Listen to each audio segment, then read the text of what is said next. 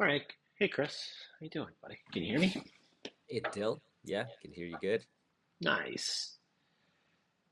Oh, well, I'm in Vietnam, buddy, and we flipped Yeah, time zones. I'm in the future now. through the miracle of commercial air travel. Economy, commercial travel, but yeah, yeah, totally. Um, Nice. How is oh, economy these um, days? it's the same as it's always been, I think. What did I fly? So I flew. Okay, it is nicer now because you can go direct to Korea or you can go direct to Japan. So we went direct to Korea for 2 nights, and then we did a nice quick 5 hour flight to Ho Chi Minh.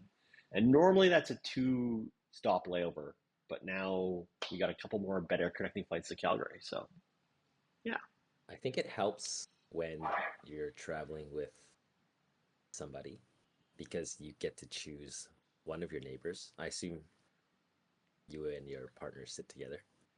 uh, And so I traveled with oh, my mom and dad. Okay, so wait, wait. okay. So how would okay, wait, I'm curious. How would you set up the seats for three of us? Do you think of that as an ideal situation? Yeah. Yeah, of course. Um, I I, would give the window. I take if it's 343 in economy because you're in a wide body. You take three so that you have the row together, like your own section. Then you give middle to who usually the I don't know if this is sexist, but the chick takes middle. Hilarious. Um, Okay, I mean, this is an interesting equation. How about if you're with two elderly parents who need to go to the washroom often? Then I would put myself in the middle. No, sorry, I would put You still there? no, my Discord just crashed or something. You're still there. My screen just went fully black. Oh, well, that's messed up. I can still see you. Camera's still on and everything. Yeah, it totally is. So I can totally random. see you. What the That's fuck? random. Do I just record staring at a black screen? No, you don't do that. Fuck, we got it. Uh, Okay, let me restart this. One sec. What the all right, fuck? all right.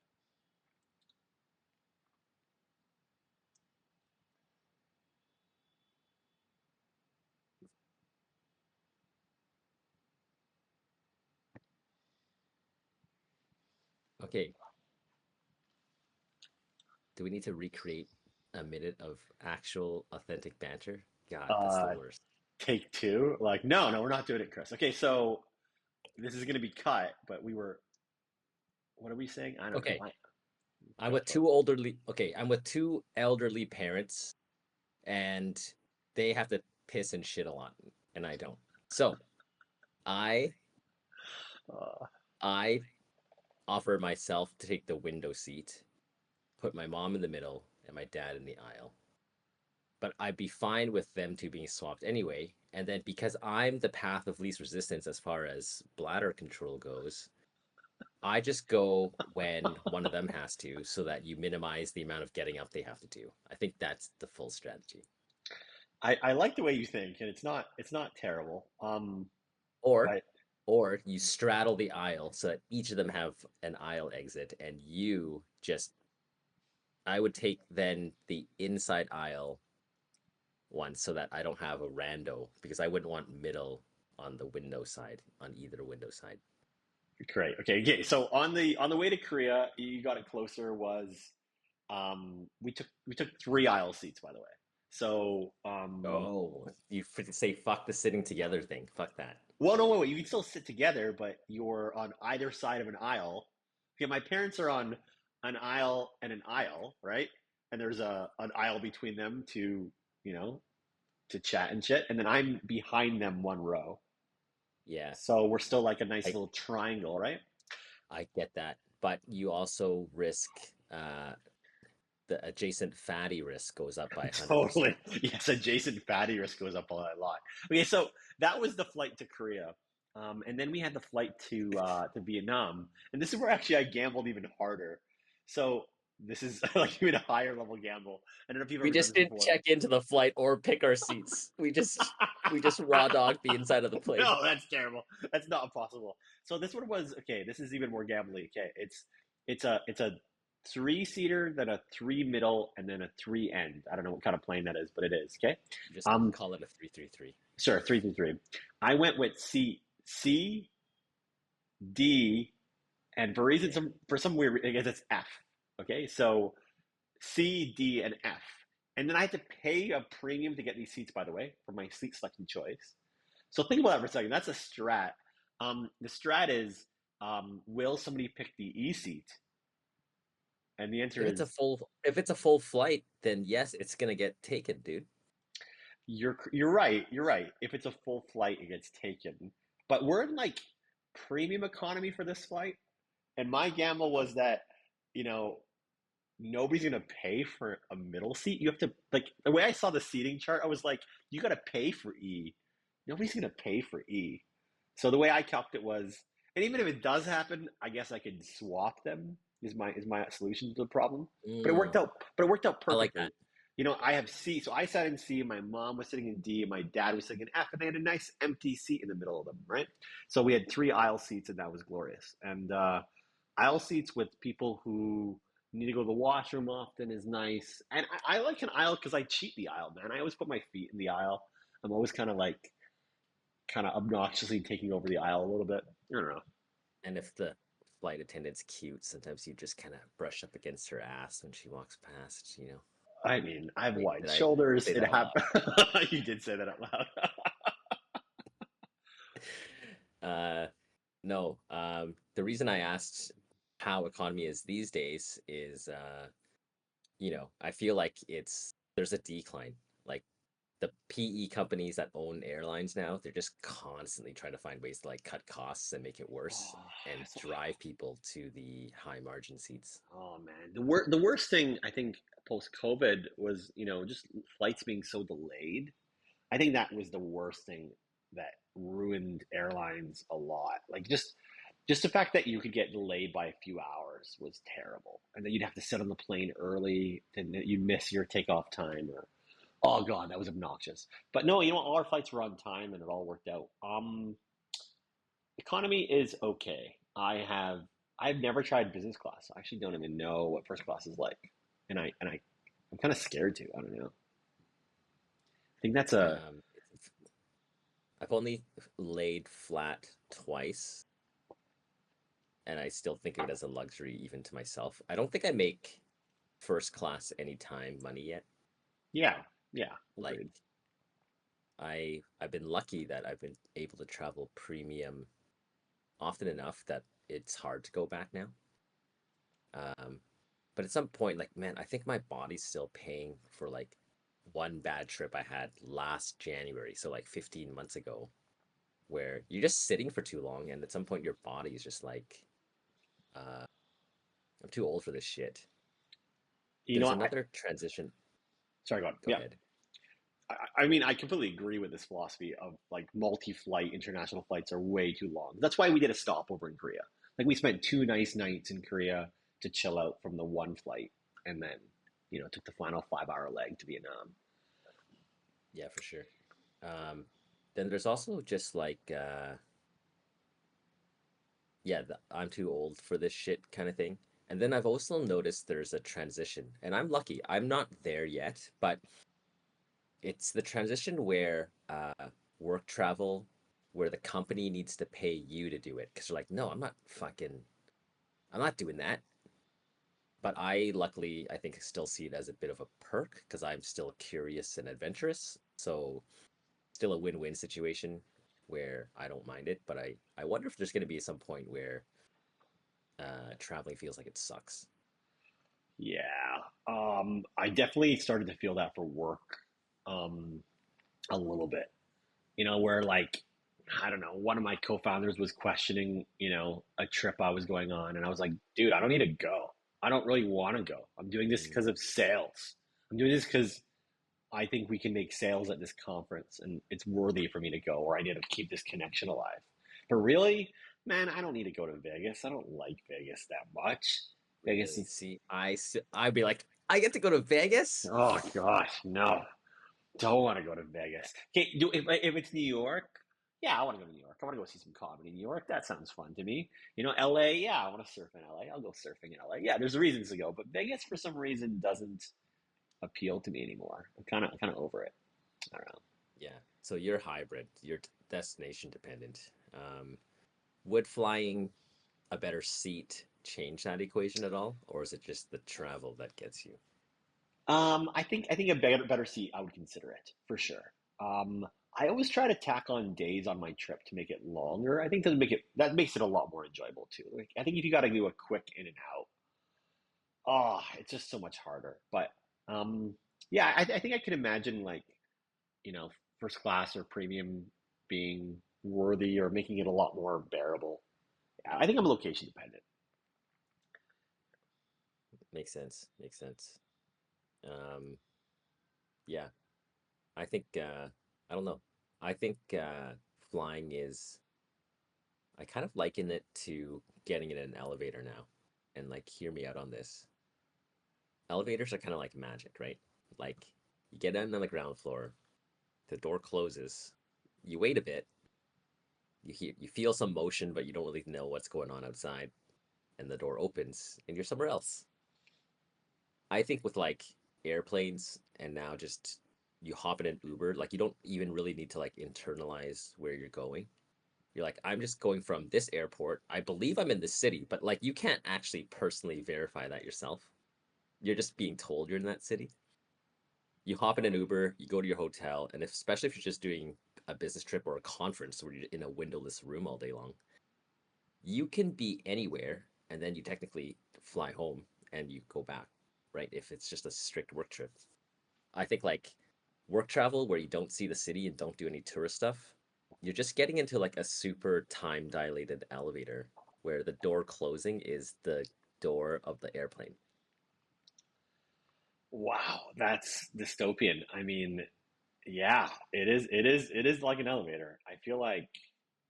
I mean, right? And you're just like, oh, a jet bridge. Like, who fucking cares what city I'm in? Yeah, maybe you feel a bit of humidity, but like you could be anywhere, right? And then especially if you get whisked to like a resort or something, does it matter where you are? It's just like you could be totally lied to. You would never know. It'd be so easy to simulate that. I mean, simulation theory aside, yeah, that's interesting. I feel like going over to East Asia is a little different because it still has nuances that make it exciting still. Okay, I got to say this is my fifth time to Vietnam, and I think I have a really good knack for how to like exist here now. Just because I've been here enough times, I have the skill of how to handle Vietnam really well.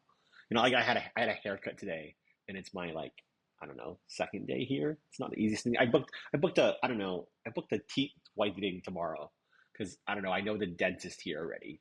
I just knew how to do it. I was just like yeah, ready dialed in. I know exactly what to do. I have a SIM That's card. nice. I know exactly, how to do eSIM in Korea. I know how to, navigate the taxi system or get a rental motorcycle or whatever, right? Yeah. It's nice when you repeatedly go back to the same place. That's something I struggle with is do you go back to what you know or do you continue to explore the world? Because, if you travel only one or two or three times a year, depending on how much privilege you have, still can't hit everything, right? So for me, like the only place I visited twice was Japan to go skiing, but I don't think I've been anywhere twice besides Vegas, maybe. Yeah, I mean, for this one, it was good. It was good purpose that the family's kind of here, which makes a good base of kind of coming. But I mean, I try to add challenges every time I go back to a place. Like I don't know, I decided not to stay at the same I don't know, the same buildings I normally stay at. I decided to stay, I don't know, 2 blocks away, which isn't a big deal. And I still know the neighborhood really well. But I wanted to just be like, you know what? I want to stay somewhere slightly different. So I chose something slightly different. Um, but it is, so I don't know. I think I'd still try to take on slight challenges to like get better at a place. I try to, I don't know, learn a few more words or do something different, but it is nice What's to your living have. setup? Um, I have. So I'm not staying with my parents. I'm staying in a two bedroom I rented, and it's an Airbnb. I rented a two bedroom, two bath for my parents, which I know the lady who like it's a monthly rental, and I contacted her on WhatsApp like a month ahead of time to book it. Kind of like um, just on a trust basis, and we just paid her in cash. So that was awesome. And she has one of the nicest Airbnbs that is next to my sister. Like it's really like well stocked. I don't know why, but like places in Vietnam don't come with dryers for some reason. I don't know why that's a thing. Like they also hang dry. So there's a washing machine, but there's no dryers. But her unit has a dryer, and like I don't know, like she has a lot of cutlery and plates, and it's just well furnished. Where I'd say like my place doesn't have as many like niceties. So I don't know you kind of get used to seeing that a little more. Um, I don't know if you like hotel living. I don't like hotel living. I like I like having a big fridge and a stove. Mm, I think depends on length of stay. Um, and I guess depends where you are. I think European hotel living is fine. A lot of hotels here also serve breakfast as a buffet, and usually they're like quite good.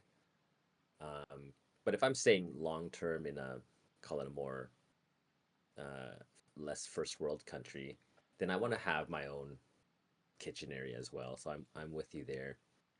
Uh, yeah, I get you on the furnishing thing. Like same thing here. Not a lot of places have dryers, so you do hang dry.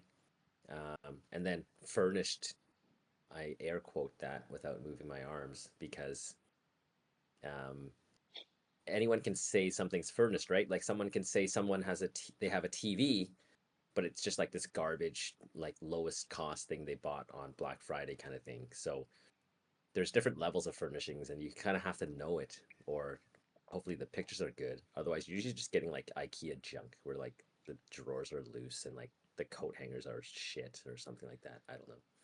It matters. I mean, sometimes just like the pans and pots are all scratched up, right? And they Yeah, stick yeah, and yeah. stuff, right? You see that in like, ski cabins all the time.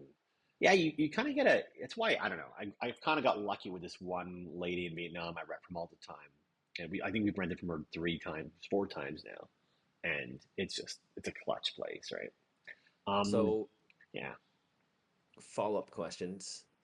Uh, your parents are divorced, but now they're friends, hmm so they don't mind living together.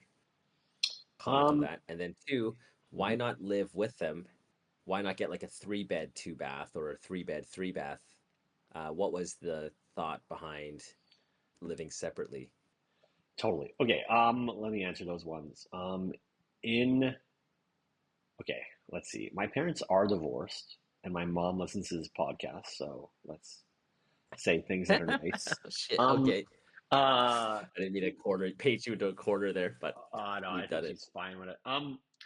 Let's see here. I think my mom can handle my dad for small bursts of time. Like, I think I think she can handle like one trip a year, pretty much, and then she goes into like, yeah, that's why I got divorced for 6 to 9 to 10 months, and then she finally is just like, ah, she sucks up again, realizing that she will come on another trip with my dad. I think they are like an old married couple in some ways, where they like things that they get on each other's nerves a little bit. But I gotta say, I mean, they're very helpful to each other, and I gotta say, like I prefer them to live to each other because they help each other. If they were to live apart, it would be so much more things to do because I'd have to go to two locations, and they wouldn't help each other at all. Like it's like they remind each other to like bring their keys, and like I don't know, they make it, one person makes a like my mom will make a grocery list and my dad will go get it. Like they really do help each other a lot, but they do get on each other's nerves. And I think um, the solution is two bedrooms and two bathrooms, and that kind of like Oh, separates 100%. them and gives them their own personal space. Um, yeah, the problem with three bedrooms and typically two bathrooms is the three bedroom, two bathroom isn't bigger than a two bedroom, two bathroom. So just not enough. It takes up a lot of space. I could suck it up. I think the problem is that I have a lot of insomnia. I do a lot of like late night work meetings or work calls. Even like our podcast right now, right? I think it's challenging for me to stay with them and have my own personal space. I can do it. Like I did it in Korea for the 2 nights. I booked a three-bedroom, one bath, and that was okay. I didn't realize one of the bedrooms was a floor bed rather than a. It had those like Japanese floor mattresses. You know what I'm talking about? Actually, we're super Yep. comfy, really comfy. I had like a great sleep, but just I didn't realize it from the pictures. They kind of were deceptive. Like it looked like there was three beds, and even says three beds on Airbnb, but one of them was a floor bed. Whatever. They know what they're doing, those sneaky fuckers. They're like, well, Yeah. technically it's three, but we didn't also go out of our way to fully explain to you Oh, of what you were course. getting Of into. course. Yep, that's what they totally did. Funny enough, I don't know if you've stayed in Seoul very much. Have you been to Korea? Yeah, but I was like 17, so I think I spent 4 days in Seoul. Got it. I don't remember much of it, to be honest. This time around, I stayed in Incheon, which is the airport city. But there's the airport city island, which is really tiny. But there's also like Incheon mainland, and we stayed somewhere there close to the coast in like a 40-story building in this really dense area. And it was cool. It was cool to see a different side of Korea that felt a lot newer. I noticed like Seoul's a lot older kind of style and a lot more older architecture and just like grungier and dirtier streets, where like Incheon was way newer and like I don't know, it was just pretty. So there were some like nice parks around there. It was nice. It was a nice little stopover for 2 nights just to check it out. I mean, Yeah, funny enough, yeah. the place we're staying in Vietnam is actually Koreantown as well. It's a really rich part of Ho Chi Minh City that's full of Koreans. Um, yeah. Got it, Um, man. what else were you asking? You were asking why? Yeah, why not live with them? I mean, just for I'd say insomnia is a big one. Like I think they like to go to bed early. Like 9:30 is kind of like their bedtime. So me Yeah. being You just want to have no guilt, walk around, fucking hop on a call or do something like that and not be in their face, I guess. And you don't want them moping around behind you or whatever. So yeah, I think long story short, you need your own personal space also. I realize, I mean, I'm in my late 30s. I don't need to live with my Fuck. parents anymore. I mean, I can afford it. I mean, why? I think the difference though is live close to each other. Like hang out a lot, and that's awesome. Right? Like we're going to the pool every day, right? Going for a swim, going for dinner together, but taking some hour breaks between that so we don't get on each other's nerves and we enjoy the time together. I'd say it's even more higher quality time than not. So it works out. Yeah, you don't want to see all the little things. I think that, you know, you want to shave off some of those troughs in your sine wave of existence. And I think separation creates that. I I don't know. Like when I travel with my friends though, I like that's why I like doing the ski trips. To me, I like planning it like a giant slumber party, right? But Yeah. maybe I've been lucky, and obviously with family, it's different. So You know what? I completely agree. Slumber parties are a blast. And I prefer to book Airbnbs with multiple bedrooms because they are funner. And I think it's awesome if you can like you don't have to sleep on couches per se, but you can sleep in, everybody gets a room situations and it's just way more enjoyable to come to a dinner table together and like cook breakfast together. I don't yeah, know. Whenever I so did you my have to get tea, sorry. lucky. Yeah, you gotta get lucky. Uh, you have to get lucky in two ways, right? Number one, curation of guests. Two, you need. I'm gonna say it's like that couple that fucking likes cooking and they want to be like, look what I can do. And I think you've been on a couple trips where we've in the last few years, luckily, have had that where dinner's just made every night. God, it's the best. And then you need the proper amount of like bedrooms where, as we are now in our late 30s, like, nobody really wants to sleep on a pullout, but they do it if they have to. I don't know if you were at that.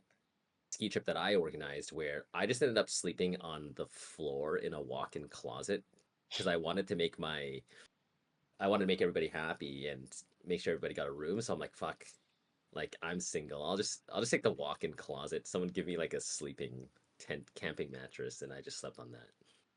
It was fine. I can sleep anywhere. Yeah, And it was pitch black. I think it can work. I mean, I think the slumber party's fun enough. It's worth it.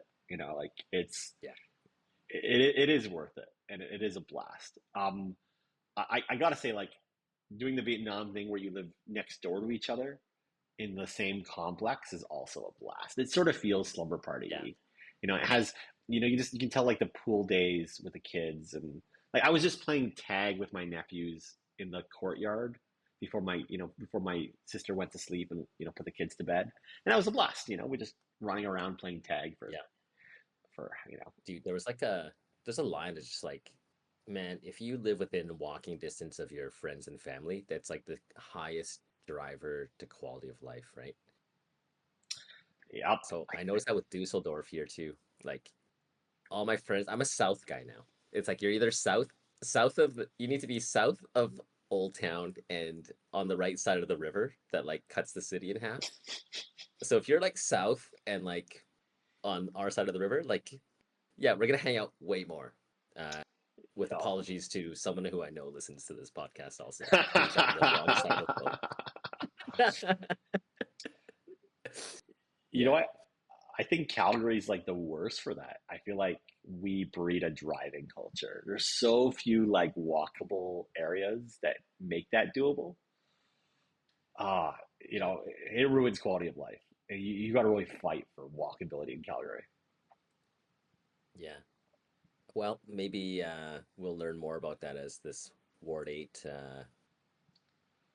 campaign unfolds. I don't know if I'm going to solve walkability in Ward 8, but we'll try. I mean, oh my God. I think if we can get some affordable housing in Ward 8, that'd be impressive. Solving walkability is probably a uphill battle, but hey, you never know.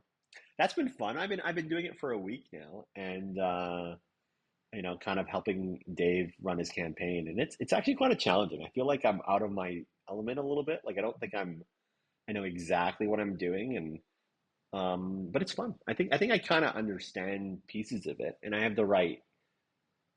I'm I'm hungry to learn it, which is cool. Um, yeah. I mean, we have this federal election coming up, and it's feels politics are in the air, I guess. Oh my God, I feel like I should. Is it too late for me to figure out a way to vote I think so it. far? I mean, me too, man. I think you could probably figure it out. I don't know. I actually think our vote counts this time. Like, You think Carney can take your Calgary ward? You think it's possible? I want Carney to win. Yeah, because we have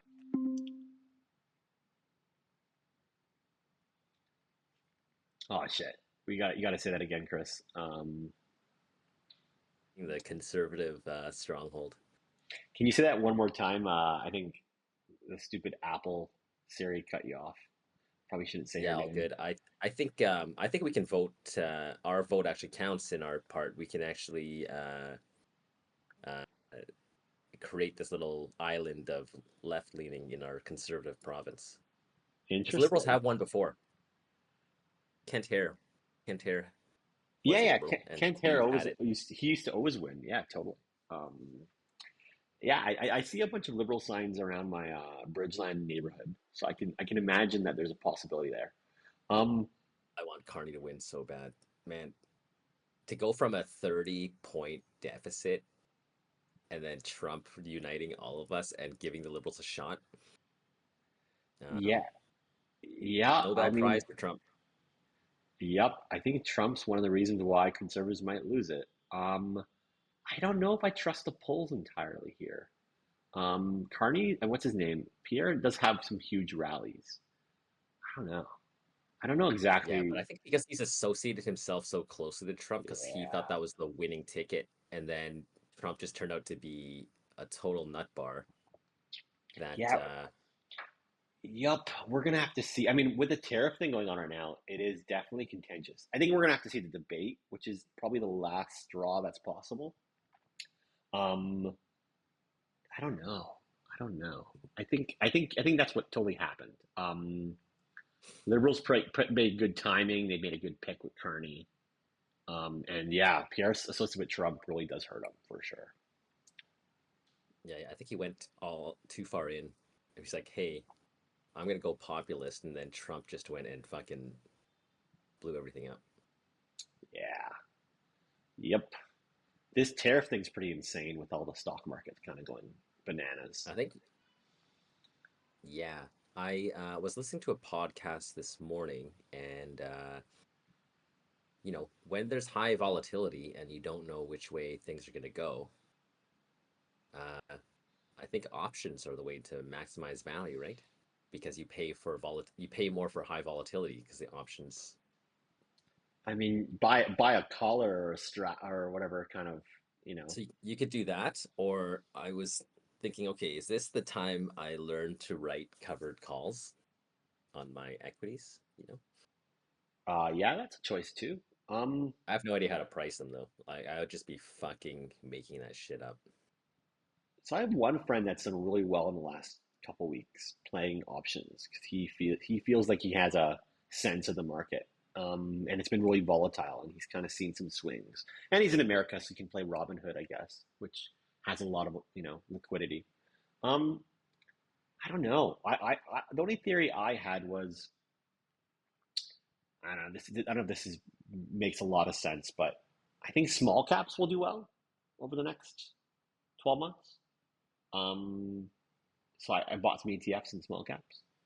Small Um, caps in North America or Canada or in Canada worldwide. and the States, yeah. I think they're like the Russell Okay. 2000 ETF. There's a couple associated with that. Um, why do I think that? So I had a weird concept that was maybe the tariffs will actually come on and stay for a while. And I think that's actually possible now. I didn't consider it before. I thought this was all negotiation tactics, and I thought it'd all be temporary. But I think it's actually possible that Trump might keep the tariffs around. So I thought, who would do well in that situation? And I think it's small caps. Yeah, Why? Why would they do well compared to the others? I think the reasoning is because they're just slightly more nimble. Like Mm, you can move your logistics, you can maneuver your logistics, you can exploit, you know, trade barriers and route your things differently. But if you're a large cap, you can't. You just it's a it is. scale thing.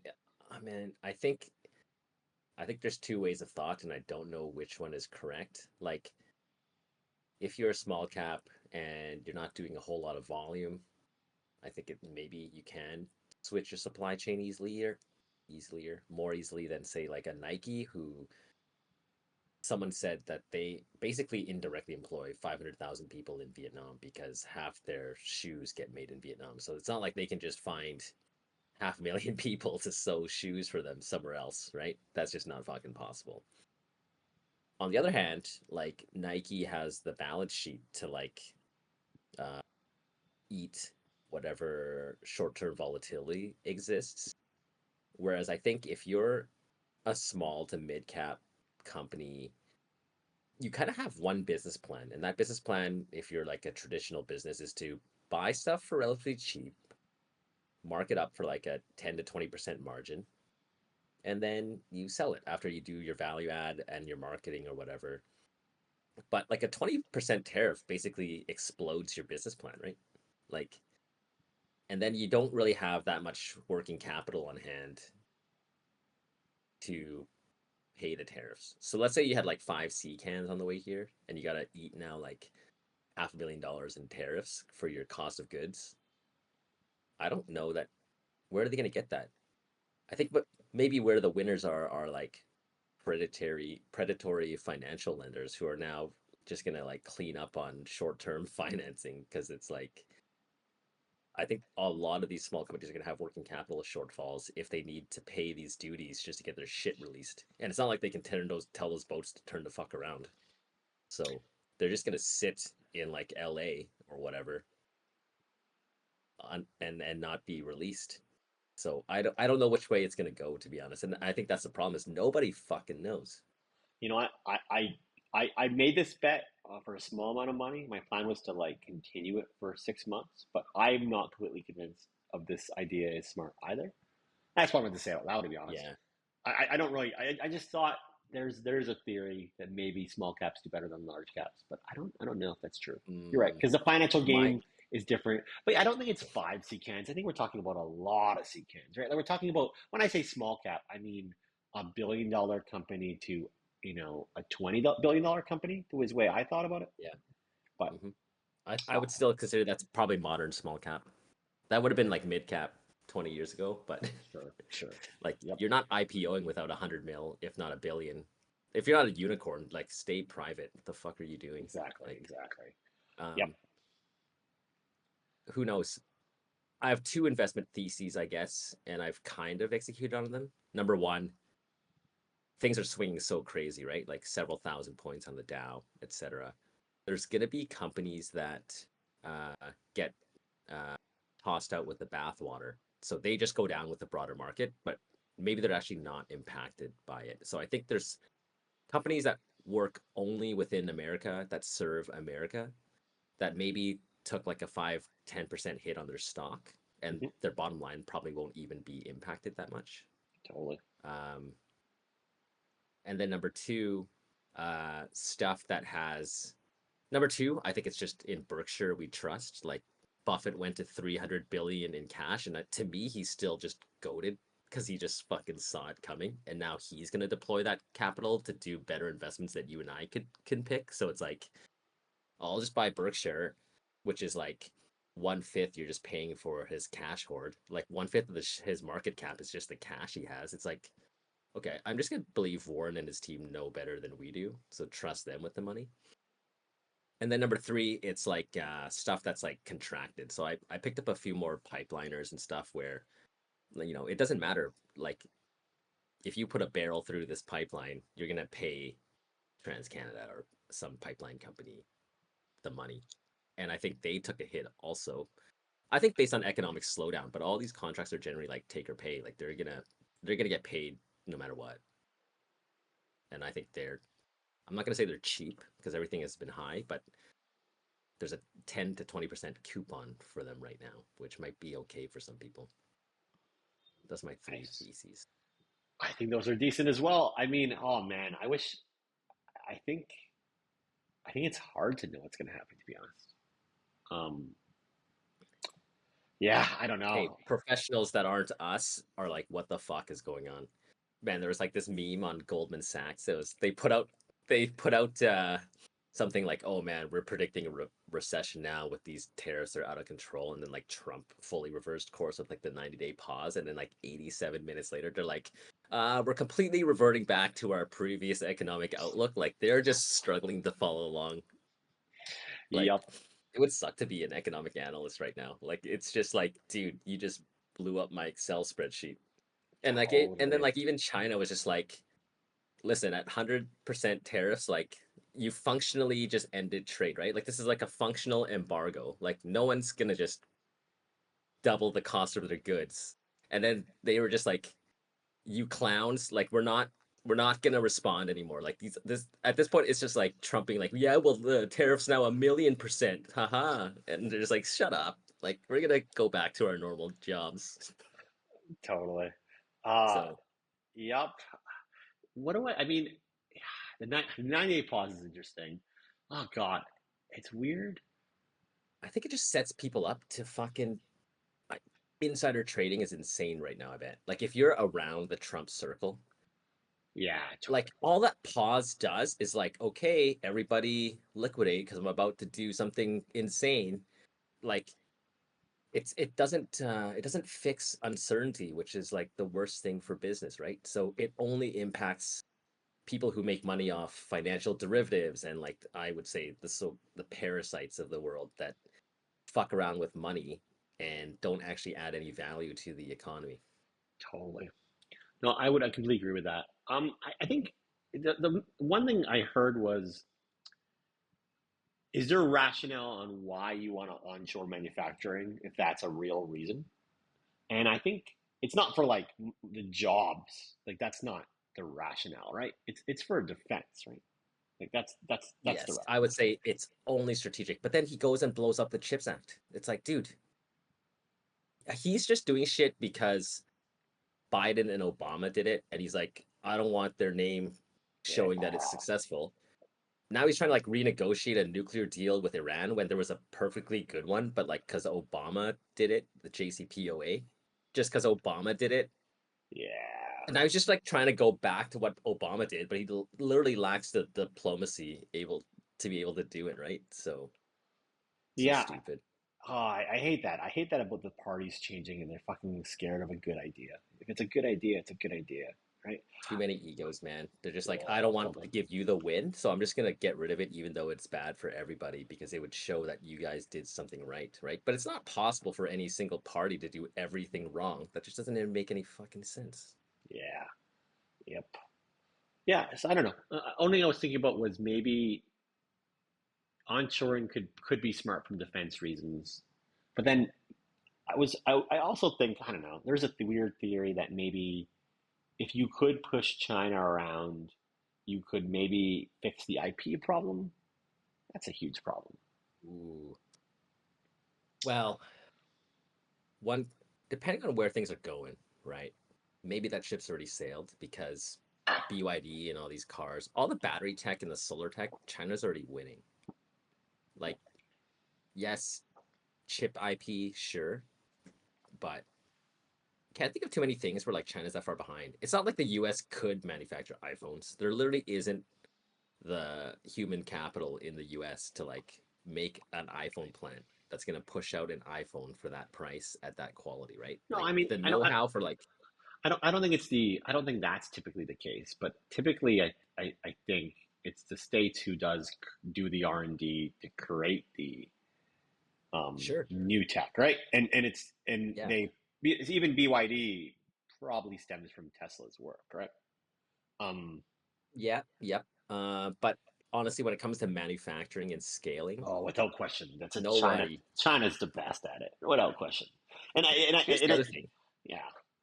What's that? Yeah, and they're willing to suffer to make a point. They're because they're collectivist, right? All most of Asia is. They'd be like, you don't fuck with us. They can just like we'll eat ramen and spam just to win this terror war. And like my Asian roots say I would do that, right? Like you want to go to the mud? I'll stay in there and roll in it and wait, be way happier than you because you guys are soft. Sorry, North American white people are soft. Yeah, it's an interesting way to think. I don't know if I think like that, but yes, that's interesting. Their little Uh, stopper, their Starbucks spilled a little bit, and that's not good. uh, So we make the stoppers that get used for 5 seconds. Yeah, of course. As an Asian, I look at that like, yeah, I'm out competing that. Like, like it's pretty funny. I don't know. I'd like to think. Oh, I don't know. I don't know. I just like to pretend that leadership is not dumb, but I don't know. Whatever. I don't really guess care. we'll see. It doesn't affect me that much. So just got to go on with my life. How's the update from your crazy week? I mean, so you started with the campaign that seems to be going well. Yeah. Uh, is there any more fallout from your old company, or is that now zipped up and buttoned up and Not finished? not entirely buttoned up. I mean, I still have some hourly work to like. I mean, I'm still in charge of like filing year-end taxes, and we still had some like sales proposals that were kind of coming through, so we kind of kept working on those a bit. Yeah, but it is wrapped up a lot differently, and it feels great. I can tell that the missionary to mercenary thing has acted, and other people are doing the same thing, and I'm inspired by that. I can see that like other people are having their own crazy weeks and they've moved on already. I gotta say, Oh, like wrap up parties the way to go. I don't know why. Oh God, people were definitely like arguing with me about this, about like, hey, let's not be public about our hiatus. And I'm like, guys, this is a wrong way to think. You have to be honest about what your company's doing and be public about it. This is sort of why people build in public, like Levels and a whole bunch of other smart entrepreneurs. You want to be honest about where you are, and I think the honesty really helped people move on. Like you can feel it in the first week. People have moved on already. They're like, hey, I can accept the fate because we're not lying to ourselves. That's what actually happened. And I love that one of my key contractor employee guys has just moved on to some really cool things. And I love what he's doing. That's a really good point because I like to think that I would also run things in that same nature. More leaning full, more obviously there's shit that's confidential Of that course. you know, but I tend to be leaning towards transparency as well. Um, when they say public, does that mean are you telling like your customers you're shutting down, or is it just public amongst the employees, or both? Like, So could you not have told your internal people, yeah, this is what's happening, and they can still move on, or was it being public on the homepage above the fold, like, hey, yeah, you can't call us anymore? so I mean, I think you have to say it on Twitter is the way to do it, right? You don't have to be fully public. The site's still live. We're still callable. But on Twitter, we said it. We said it subtly, and it's there. Yeah, I think you got to do it. You do it for yourself mostly, that you can also just move on and go.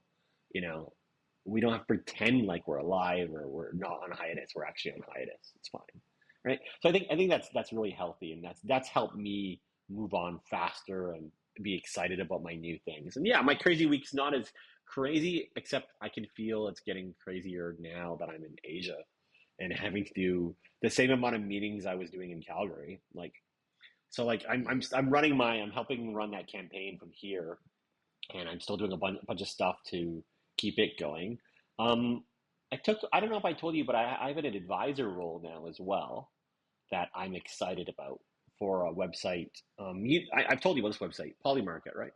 Um, Polymarket, which is the gambling website that uses crypto rails that gambles on elections and all those things. It's not that company, but there's another company that is called Polymarket Analytics, which is like great data about that gambling site, and like it tracks P&L and like a whole bunch of intricacies on data. And I'm an advisor for that company right now, and I've been kind of advising them for, I don't know, a few months now, and it's been awesome actually. I really like it Right? because I've never been an advisor before, and that's fun. Paid gig? Equity, yeah. Okay, that um, counts. oh yeah, totally. I want equity actually because I think it's worth a decent chunk of No, money. I just see people, they're like, oh, I'm on an advisor, but it's nonprofit and blah blah blah. It's like, yeah, don't they just try to hand those out because you're just volunteering? So just Uh, checking. That was yeah, just like quick check, and you yeah, passed. yeah, totally, totally. I think I've kind of like pushed back on a lot of advisory roles in the past, just mostly because I don't know. I always thought of myself as a player, and I want to be on the field. Like I just think of that, and I've always been like, no, I'm not ready to coach yet. Fuck off. I don't want to coach. I'm still playing. Fuck off. I'm not retiring. Fuck off. Just the inert just feeling I had. I was just like, no, I'm still playing. I don't even want to think about that. And this role kind of popped up, and I said yes to it. I kind of asked for it actually, and it was hard because the first feeling I had while being with them was, oh, I should be a player and jump into the work. But I realized the low hanging fruit off the start was just being an advisor. I'm the smartest, oldest person in the room. Just be the old person and tell people Damn. why you know they can't. Why can't they just see the obvious knowledge on the wall, right? And it's just because Oh, they're sure. I, yeah. I don't know if you have more confidence than me, but like I just feel like, does anyone even want to hear what I have to think? Like yeah, that's wild. Yeah, it's weird. So I mean, I liked it. I kind of fit in that role just a little bit, and I'll consider doing more of those things. I realized, oh, the one thing I have taken other advisory roles with friends, but they were really unstructured, and I realized this is the first time I made it super structured. First and first is I demanded equity on the onset because I Mhm. was like, I'm not doing it. I need to be motivated, otherwise I'm not going to show up. Right. So kind of like demanded that kind of concept. But secondly, I demanded we need to have a meeting every 2 weeks. required. Required. It can be 5 minutes long, doesn't matter. But if we have to meet every 2 weeks for me to check in to see if you're doing what I say you're doing, and it's not. It's just me to check in to say, did you even take any of my advice or did you not? And if you did it, then if there's a moment where I realize you're not really listening to me or this isn't useful for you, I need to just say, okay, I got to walk away. I'm going to some other things or whatever. I realize like I need it. Love it. Yeah, right. That's the way it should be, right? Love it. And people, I hear this so often where people just don't meet with their advisors every month or whatever, just because they don't think they need to, because they're not truly thinking they're valuable. I think is the key. And I never used to meet my advisors. Like I never enjoyed advisors either. So for the most part, It depends. It, I think the equity thing makes them pay a price, so they know it confirms that they want you, right? Like otherwise it's just a label. I think the reason why people don't listen to advisors is because uh, a lot of people treat it like just a gift title. Like, oh, well, why don't you just be an advisor to us and you get to sound cool without actually being anything or doing anything, right? But if you're actually truly going to advise, I would almost say bi-weekly meetings are too sparse. Like, you should go weekly, at least for yeah. the start until like trust is established. I know there's like a lot of uh, upheaval happening in my company right now, and I would say during periods of huge change, intensity is the key. And I think I'm going to have daily meetings to just be like, guys, what did we accomplish today? What did we uncover today that might require us to actually change our plan? And things are moving fast enough that like you almost need that daily 15-minute huddle, at least across your inner circle, to be like, okay, when we wake up, what are we going to do? Let's meet again in 8 hours and see how much we can get done. And maybe you do that for 1 to 2 weeks until things settle down. But yeah. I think you're totally right. Having meetings on a having them on a need basis is totally the right way to do it. So when things are in upheaval, yeah, often meetings. I think the reason why I came up with 2 weeks was it's a minimum, and it's just a minimum, and it's the way I sort of thought it out. But yeah, I think you're totally right. It should be on a depending on the circumstance situation. But I don't know. I'm still new to this as well. I don't want to do too many advisory roles. I think they need to be like enjoyable for me as well. But it's interesting. It's different for me. And then yeah, I mean, I'm still doing. I'm meeting up with Jack on Tuesday in Hong Kong, and yeah, so we're going to take the train to Fo. I don't know, say it Foshan. You know where that is? Uh, I don't know. There's probably I don't know. Yeah, Okay, I don't. it's My a geography of China is bad. yeah. It's about like an hour from Shenzhen. So yeah, there's apparently a high speed rail that goes there from Ko. I've heard it. Yeah, I don't know. I'm Kowloon. really Yeah. yeah, Kowloon, you got it. I'm really excited about China. I know I just had this desire to go there for a while and see the progress of their tech, just because I think they've like I don't know they've outgrown the world a bit. They're way ahead of us. You see all the Reddit kind of videos, and I want to see it. Yeah, and I gotta say, from the Reddit videos, and I watch some YouTubers that are in China also, like the average Chinese person is super nice. Like media has painted them out to be like, well, especially American media, like they're like this fucking adversary, blah blah blah. And like I think in some ways they still can be, but I think the average person, regardless of who your political leaders are, they're just people. They just want to Totally. be liked, like people. I think generally people are nice, and I think Chinese people are very welcoming as well. Where like the fighting over the bill thing is real, right? Like people. So I think at the individual level, humans are largely the same everywhere. So I hope you get good hospitality. Um, and I assume you already have like you had to get like your visa and everything from like the Calgary consulate, all that stuff. Yep, totally. This time around, I got a 9 year visa, and I can go for up to 60 days at a time. I don't know, kind of somebody told me kind of what you're supposed to fill out, multi-entry. Yeah, I don't know. I think it was pretty easy to get. I don't really Did I ever tell you know that story what's about that. me trying to get a Chinese visa? No, you didn't. I don't know. Tell Oh, me. it's a good story, but you want to finish your thought first? Nothing too much. I mean, I don't think I have a perfect plan for China. Kind of just making it up. Um, I think it's going to work out though. Just have a good feeling about it all. How long are you gonna go there this time?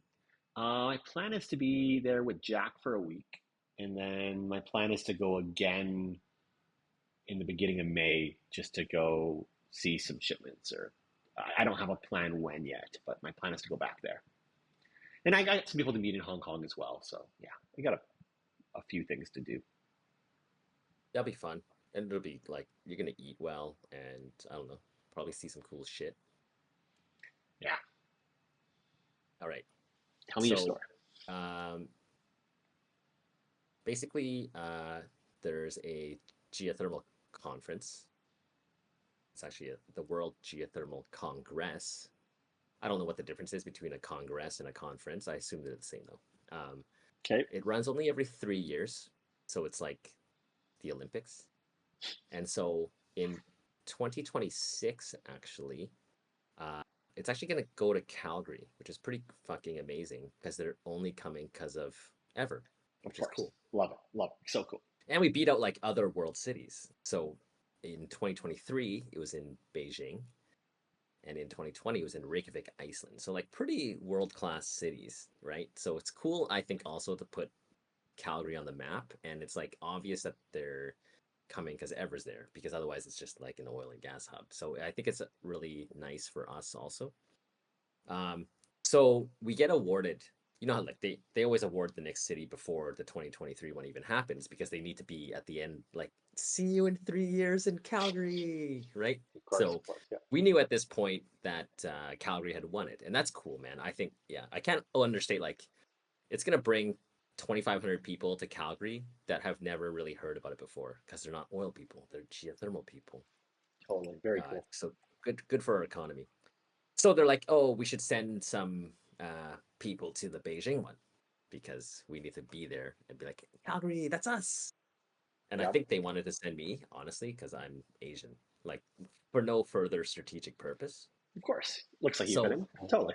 so they're like, Chang, yeah, and that would be a mistake because I speak zero Mandarin. Like, No. Terrible. uh, Terrible. Yeah. I just, as long as I don't talk, which maybe they didn't want me to, like, just be arm candy and like, you know, see that? That's my quant. Of course, I've done the math, and then I don't talk any more than that, right? Like, Yep. um, but our quant is a lanky white guy anyway, so it wouldn't even be me, like, even at ever. Anyway, so I try to go and get my visa. Now, what's the problem with me trying to get a Chinese visa, Adil? What do you think that problem would be? Well, I think the problem is you were born in Hong Kong, I think. Exactly. The only place that could be worse for me to have been born is probably Taiwan. Yeah, sounds right. Yeah. So so I fill out the whole visa application and then it's like this huge document. You give them like way too much personal information. And I don't know if you went to the Chinese consulate in Calgary that's on 8th Avenue. Like that's the one I went to as well, Hmm. by the west side of downtown. Yeah, yeah. I go there with my application after I've submitted everything on the internet, and eventually you do have to go in person. And they take a look at my cover page and see that I'm born in Hong Kong. And that lady's like behind this plexiglass window, right? She's like, I'm sorry, I can't help you. And I'm like, okay. And like these consulate places they're totally cryptic. But then I think there was like Asian on Asian racism because like Chinese people, there's like that mainlander Hong Konger rivalry or whatever, right? There's racism between us. She literally takes a call in front of me. She's like, I'm sorry, I can't help you. Yeah, hello? And then just starts, and I'm just standing there, like with my visa package, being like, okay, I guess I'll just go fuck myself. Like, I literally don't know what to do at that point, right? Like, so I end up asking around, and because born in Hong Kong and China doesn't recognize dual citizenship, like to them, I'm just a Chinese person. I'm not Canadian. I'm Chinese. Even though I was born in Hong Kong when it was run by the British, like British Hong Kong, like my parents had a Union Jack on their passports. So instead of getting a visa, which is for foreign nationals to enter China, they have a thing that's literally called the return home permit. Yep, yep. It's called the return home permit. And it's just like, isn't the name kind of ominous? It's like, what do you mean a visa? Why don't you just come on home? Come home. We miss you. I could go get the return home permit, which would let me go into China, into Beijing. In order to get my return home permit, though, I had to waive my Canadian consular rights because I would actually go there as a Chinese person, not as a Canadian. So of course I was like, fuck that. And you might recall like around that time, that's when they had like kidnapped those people Yes, yes, because yes. we had That's arrested the Huawei Michael Saver. VP Yeah, in yeah. I totally Beijing. remember. Yeah, yes, yes, yes, yes. I was like, Hilarious. fuck that. Then the only other way I'd be able to go as a Canadian is if I were to rescind like whatever rights are afforded to me from my birth in Hong Kong. So like right now I have a Hong Kong identity card that lets I could actually go work there if I wanted to. Totally. Yep, yep. They're like, yeah, you can also just do that and then reapply as a Canadian and then, you'll still be protected by the Canadian government. I don't know what the value of that is, but I felt like not having that was a big problem. Um, but in order to do that, they make it hard. Like, oh, you have to go to like the immigration tower in Hong Kong to like personally resign your whatever. So I was like, okay. Yep. At that point, I was basically like, I don't think I'm stepping foot into China for the rest of my life. So, but yeah, the return home permit. Just come on back, baby. I so this is hilarious. I mean, I know a little bit about this because I kind of heard from the grapevine through um, Evelyn and her family went on a trip to China recently in the over Christmas, and this sounds really similar to what they had to go through. Because and yeah, it's returned home permit or whatever. That does sound quite nice in some ways. I mean, they're trying to convince you, Like open arms hey, with a hug. Come on hey, home, baby. I mean, and I swear, if you look at the details of that permit, like it's literally like just become Chinese again, yo. You know, you went away. You're totally allowed to come home. You don't have to go back. The reason We why just you're have to go through surrendering. your phone and block your Facebook, and now you use WeChat, and And think about how much better it'll be. I mean, I think the concept is you're waiving your rights because we want you to come home, and we want you to not feel Canadian anymore. That's what we want you to do. We want you to accept that you're not Canadian. Really, you went away. Don't worry about it. Like, and I think that's hilarious. I think that's kind of a good way to repatriate your people. well, I didn't suffer racist microaggressions for 30 years just to throw that away. Yep. So you didn't go then, I guess. No, I You didn't just. go. um. I mean, I like my job, but not that Oh much. God. And like Yeah. again, because I knew I was just the tokenized Asian guy going, right? Um, there's just like there's So just so the business reason wasn't that strong. so this is what I'm terrified to go to India over. Actually, like I'm not terrified to go to India, but I'm worried about the same return home permit concept that's going to occur. And it's just mostly the fact that I can't speak the language. I pretty much need, a yogi white girl to take me to India because she'll probably know it better than I do, right? Like, I think that's what's just, I don't think I understand India that well, and I don't think I'm kind of scared of it. I don't know if you feel that way Are at all you? about China, but Oh, I would feel like a total foreigner in China. I mean, come yeah, on, it's a 1.4 billion people, and like China is also just like a bunch of like if you think about their history, it's factions, right? It's not like it's a united country. It's not really, I think, right? Like,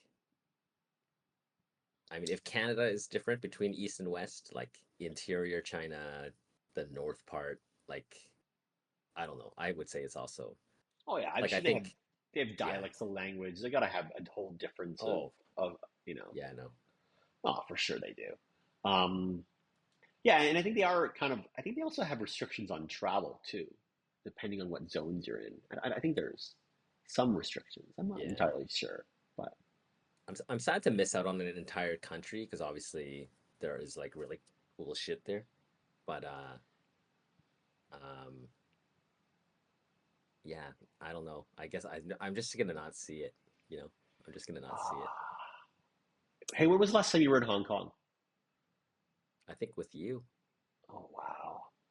Because I've heard Hong Kong's changed a lot since then, and I'm that's what curious I've heard about. too. Yeah, it's not the I'd be same. curious to see how. I'm excited to talk to you next week or whenever after you visited it. Yeah, I don't know if I'll know exactly how it's changed. I don't know if I understand all the nuances, but um, I mean, they did repatriate that city in some ways. Like, Yeah, and it it's a sounds lost cause. it sounds It's a lost sad in some cause. ways because I feel like Hong Kong, you know, was cool as a British, enclave, It had a but unique. It's very unique, but I don't know. cities are dynamic things. At the same time, I mean, I get why maybe it needed to be done, and I also understand that the British set it up that way too, in some ways, right? Like, um, it's kind of cool that the British just did that.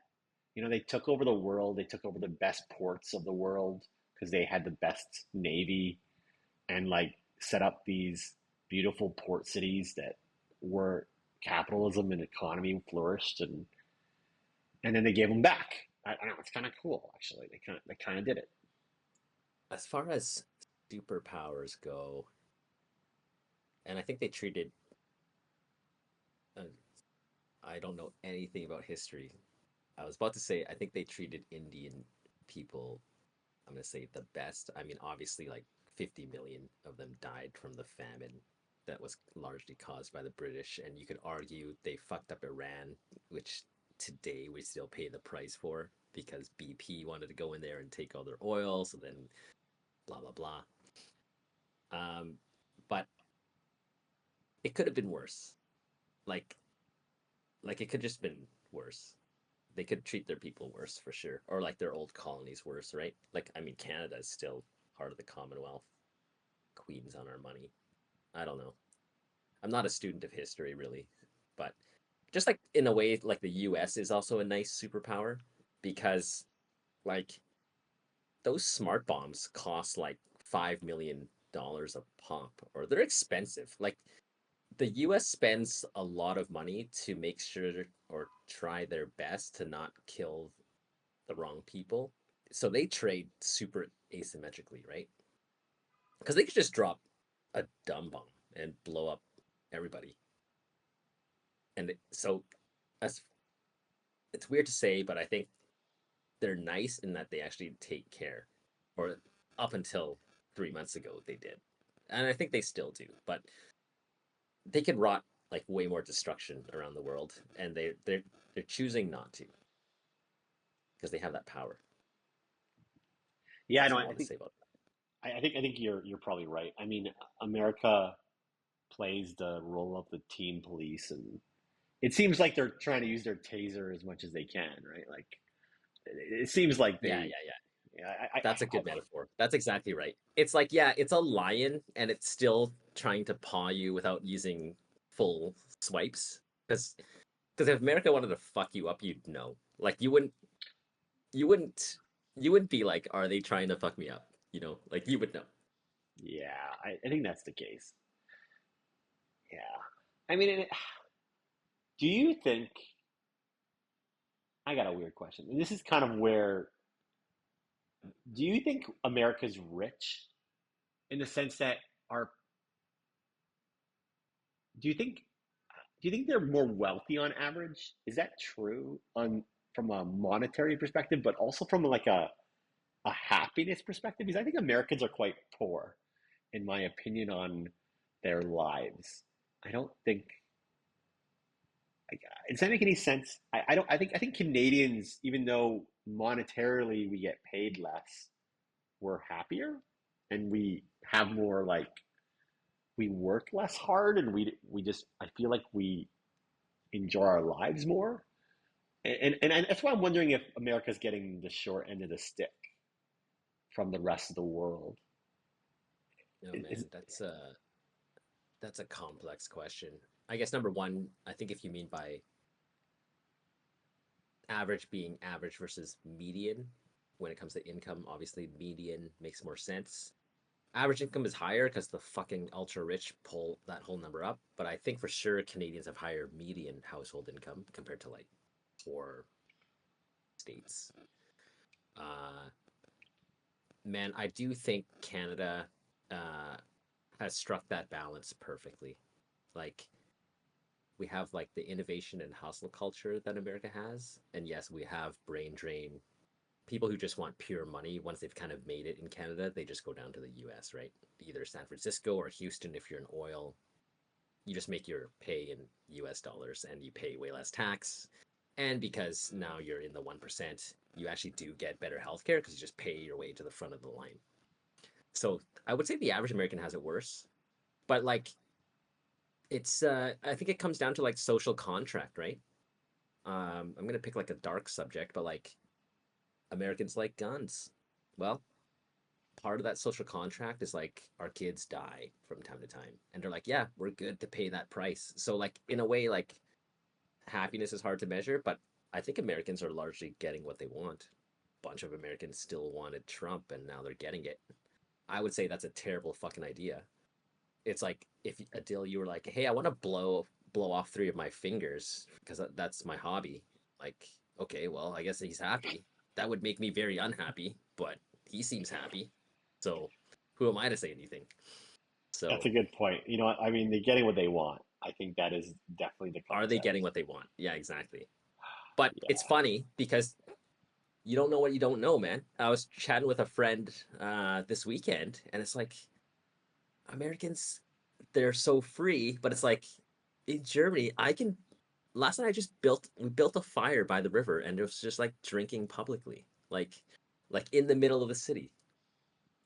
It's like in a lot of ways they also don't have any freedom. Like the no drinking thing, they have this huge thing about alcohol, and like I don't know, they're free in the ways that they think they're free, but in a lot of ways, there's actually more freedom even in Europe to do a bunch of shit. Like it's more liberal here in a way. It's just like, yeah, do whatever you want, just don't get in anyone's way when you do it, right? And then like most people don't care. So Yeah, I don't know. I think we're still the way I always come back to is America's still a new country and Canada's still a new country. And we still haven't figured totally. out we still haven't took off our training wheels. Like we're still evolving to figuring it out. And yeah, that's kind of why I don't know, I stopped judging really old countries as well. Like I don't consider them, I don't know. I look at some of the really old countries like I don't know, a lot of Persia and even like China, and I go, wow, those guys are like our old grandpa grandmothers, and that's why they're like, you know, Yeah. they still they use like racial epithets because They have a system. They have a yeah, system that whole works, right? system. And it just depends whether you buy. That's why I was thinking it's the social contract, right? It's like which social contract do you want to be a part of as an individual? Because you do have some choice, right? Like America is full independence, and you could argue like places like China, Japan are more collectivist. So to me, it's like, do you want to be Protoss or Zerg, right? Like Zerg is Totally. just like, yeah, we made a million Zerglings, and now we stamp out iPhones like no tomorrow. Whereas like Americans are more like Protoss, where like they're super high tech, but like unless you're an Archon, you're fucked. Yep. So Yep. That's a crazy StarCraft analogy, but yes, I think that's definitely what it's like. Ugh. Okay, what do I want to side to? What I question do I have have a for you today? You I want have to a talk about it? question for You you. go for it. I have a You go question for it. for you. Yeah, tell me. Uh, I also have stuff I want to talk about, but I think when we record in a week, it's gonna be a way more better episode because then I can talk even more freely than half-assing Okay. it today Okay, tell me. about the upheaval. About I really like. I almost wanted to pull at the thread where you were like, I'm a little bit out of my element, etc. Uh, but I think we save that for next week. Um, what I wanted to ask you though is, um, are you updating your resume? Like, what's on your resume these days? Like, do you even need Oh, one? Are you beyond needing a resume? Because people are like, look, if you don't know who the fuck I am, fuck off. Like, there's enough work. Yeah, I mean, oh God, I don't. Uh, I have to fake it when I apply to a job I actually want. Like occasionally, I When like. was the last time you did that? Well, I don't know. I saw some like space engineering jobs that popped up, and I did a half-assed job of like writing a resume that kind of made my position sound more engineering and more, tailored to what they were asking for. Yeah, so occasionally, like I do a revamp of my LinkedIn that sounds a little more professional and maybe just barely passes a few hurdles that could maybe shoe me in for a position. But on the averages, man, I just don't enjoy. I don't enjoy following professional social norms. Um, Yeah, I I know. have such a fun time not. I have too much enjoyment like making my banner on LinkedIn like a spike ball set on the beach, just because I don't know. I'm trying to Yeah, it I'm breaks just the mold. You're like, fuck that. I don't like subscribe to the system. so I'm just trying to tell you guys like I'm just trying to like make fun of everybody else because I'm just like, why are you guys all wearing suits? Like I have a picture of me and Lyric on my LinkedIn profile picture, and I think I've heard this about senior developers are a lot like this actually. Like you can tell a senior developer based on their LinkedIn page because they write stupid things on there like skills that are just outlandish, and it's just because they don't give a fuck and they know that the work comes easy, so they can be that way, right? And I think I'm okay to do that for now, but occasionally I do try to I try to like write a great resume or cover letter because there's a position out there I actually would consider hanging up my entrepreneurship roots for, or for a bit at least, and so occasionally I apply to one of those and you'll see like some of my job Yeah. positions on LinkedIn get a little more professional, but yeah. I wonder if the strat though there is to just DM the guy and then be like, I'll fly out for a lunch meeting with you this week if this is interesting to you. And just like, you know what, you Yeah. put me through your HR process, but I'm just gonna try and like short circuit that whole Oh, fucking situation. without question. I think that's how I typically got around all the positions, I've had is just by being very flexible, being able to like go around typical HR processes is exactly how you get in. And typically, I mean, my offer is pretty easy. It's like, hey, I'll just start at the bottom, whatever. Just just me in the door. I'll just be somebody. And I know it's pretty easy to just move up fast. So I've done that a little bit over the place, and I know I'm pretty good at it. But occasionally there is a position out there where I don't have it in for, and I I need to try to. I think I apply to those things actually as kind of like a good. It helps me like ground myself and go, is this a position I'd actually um, want? And then sometimes I don't know. I think it's also just fun sometimes just to like throw a bad resume out there. I don't know. It's it kind of grounds you a bit. Just be like, fuck. Just I also have a rule. I don't know. I don't enjoy not shipping. That's something I don't enjoy doing. Like I don't. I had a rule for our podcast, which was I don't want to send an episode more than 2 days after we filmed it. I don't know why I have this like hard rule. So similar to like a position out there, I'll apply within 2 days. If I see it, I kind of want it. I'll do a half-ass job of revamping my stuff, and then I'll send it out there. Just because I think it's better to do it than not do it. And I think the process helps you. It helps you um, learn what you actually want. And by writing that bad cover letter or by revamping your resume, you sort of like learn, is this actually the position I want? Or like, can I even sell myself on it? Because if you can't sell yourself on it, you don't even want it. So yeah, occasionally I I think do, there's but I don't know. I think there's merit to that where 90% of success is just showing up. So if you like over science the podcast, like I think we've got some pretty bad episodes, sound and video wise, but who cares? Like you learn by doing. On the other hand, there is also like a place where you need precision, especially maybe if you're going for like the 1% job that everybody wants, then you better like dust off the tuxedo and make it polished, right? So, But I would say yours is very much like the 80% answer. Uh, from what I'm hearing though, then is yeah, you still maintain a resume that's like moderately updated. Yeah, occasionally it does occur.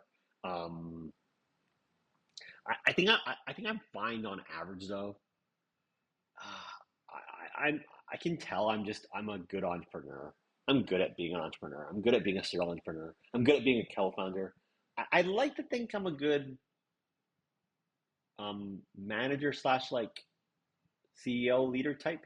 I think I don't know for certain because I've never been How big hired. I've never been hired for that position, and my how big instincts is the actually are. team? What? Yeah.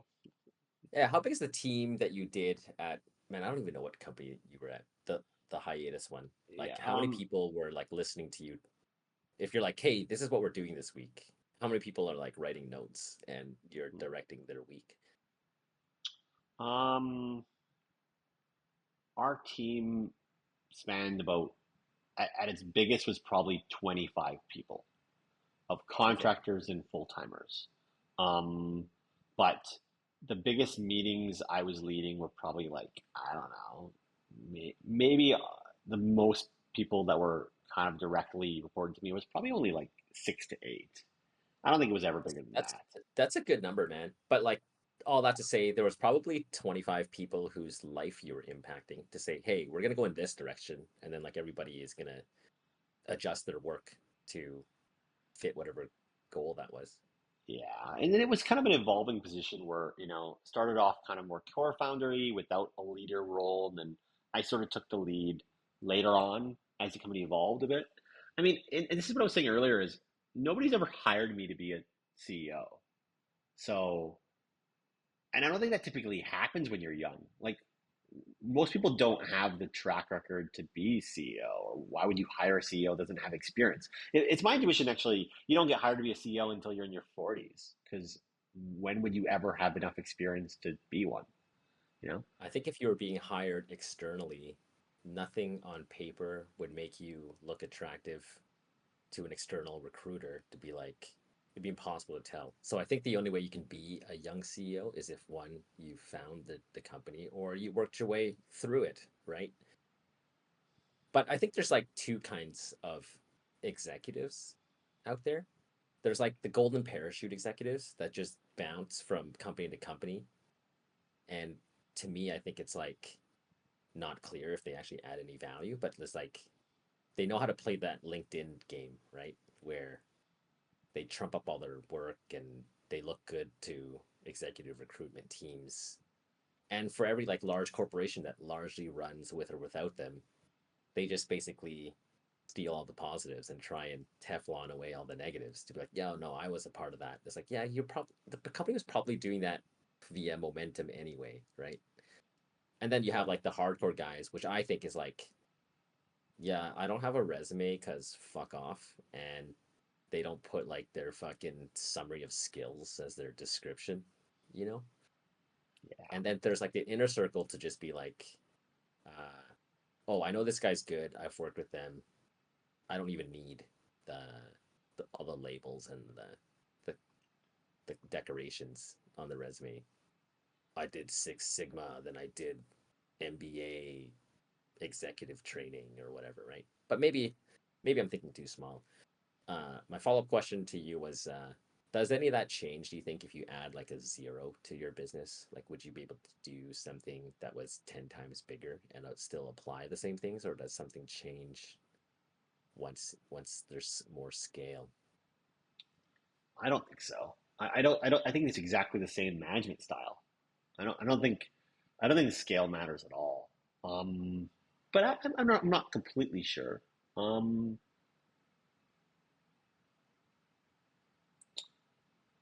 I think the metaphor is this, right? If you're going to be a realtor, you might as well just be a realtor in Vancouver. It's the same amount of work, and you get 4 times more commission for the same amount. yeah, I think that's definitely the case. Yeah, I think I don't know. I have a management style. That's how I think about it. Like I have a certain style of how I like to run a project or a corp or a team. and I've done the same method for 15 years actually. I don't change. Um, and it's mostly based on gut. And I don't think it would change if it was there was an extra zero at the end. I don't think I'm different. I just have a style and I've done it and I enjoy it. So it's self-fulfilling because I just do it.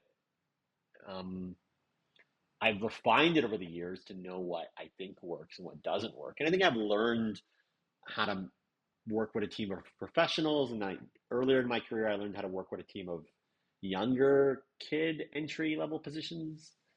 Um, yeah, I don't know. I think that's sort of how I see it. But I would say, I don't know, as it scales, it does get more stressful.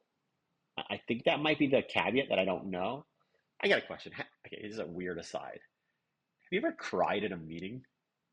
Because No, I've cried once in a meeting. It's a really weird thing to say. But yeah, I got mm, very anxious once and maybe I didn't cry loudly. I don't know, I bawled at a meeting, but I think I teared up a bit. And I think it was because somebody was yelling at me, threatening my job with a client. I would love to out them, but whatever. Um, no, no, no. yeah. I, Weird question. Also a great question. I Those who know me know I cry pretty easily. Like sad movies, no problem. Just start weeping. Pretend I'm adjusting my glasses, but I'm really just like but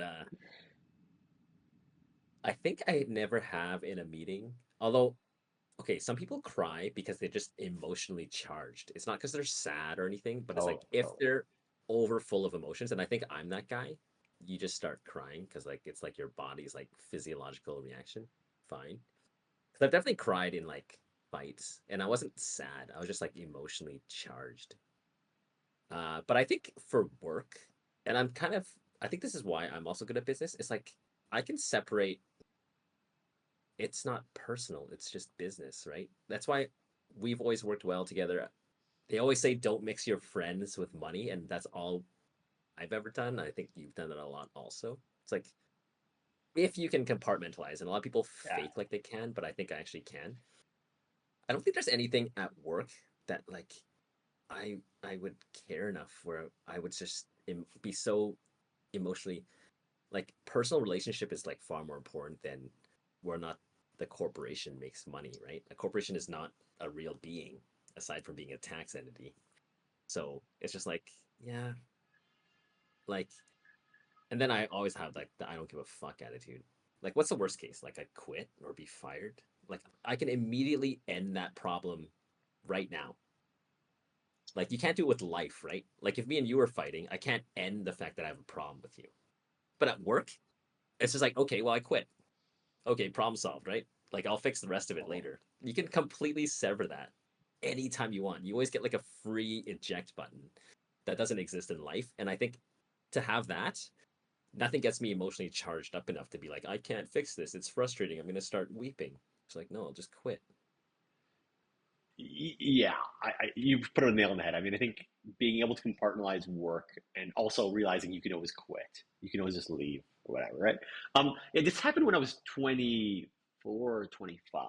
So this is a long time ago that I recall crying, you know, a little bit in a meeting. But I just thinking about it, and Okay, when was the last time you cried?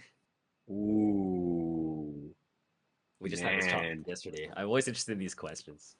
Oh I'll God, tell you mine too. I don't remember actually, but I know it was like 4 weeks ago. I don't remember the exact reason why I cried a bit. I think I want to. I don't know if I was.